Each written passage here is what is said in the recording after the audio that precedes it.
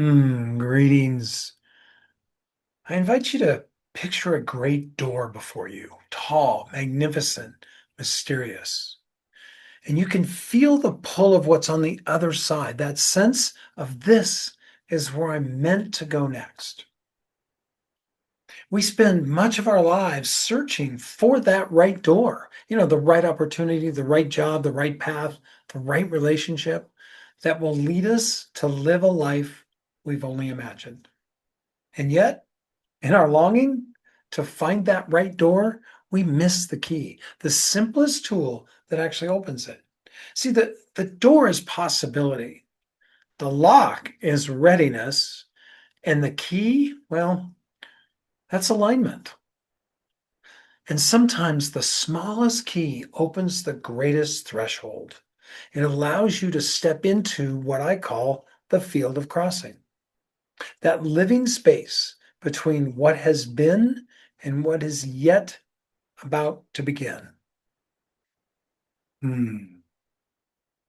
We long for the door. We imagine it will change everything once it opens. But longing alone doesn't turn the handle.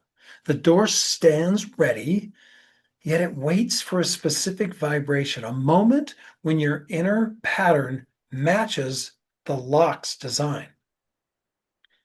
He's not very far away.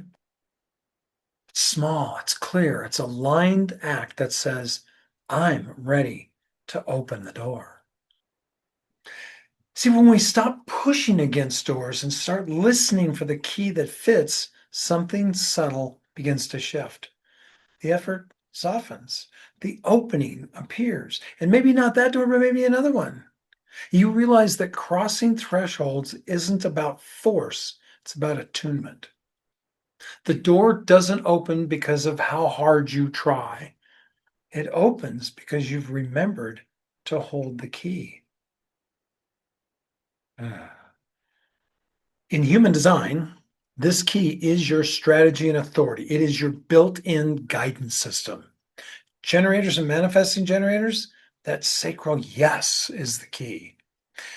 Wait to respond. Don't hunt for the doors. Let the right ones call to you. Projectors, recognition and invitation is your key. See, that door opens when you are seen and invited. Manifestors, well, informing is your key. It signals the lock to prepare for a moment. And then reflectors, well, time is your key. Your clarity blooms as the cycle completes. See, when you honor your design, you find the key that truly fits your door, and crossing becomes graceful. So let's try this together. Close your eyes if you wish. Take a breath and imagine one door in your life, something calling you forward.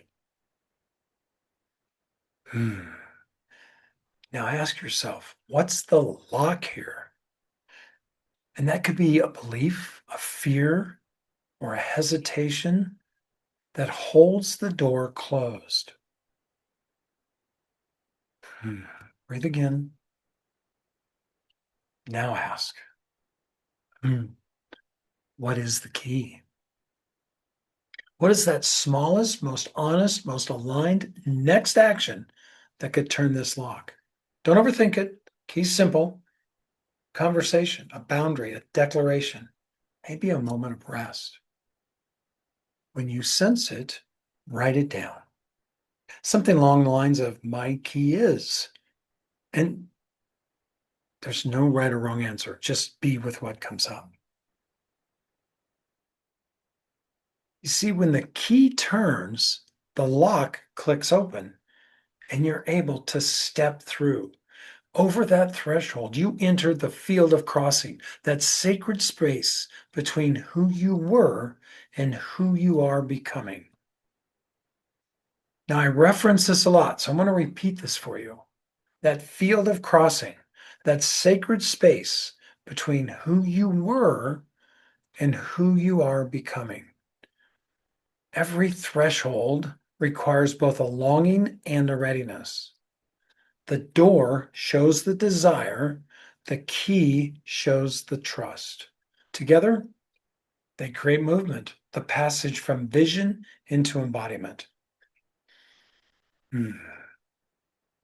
If this topic has piqued your interest, I invite you to explore the Traveler's Conversation Inner Circle, and I'll share that in the show notes.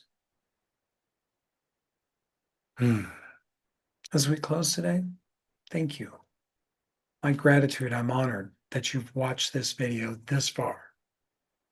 But I wish upon you, traveler, that you find the key that fits your lock to open that door.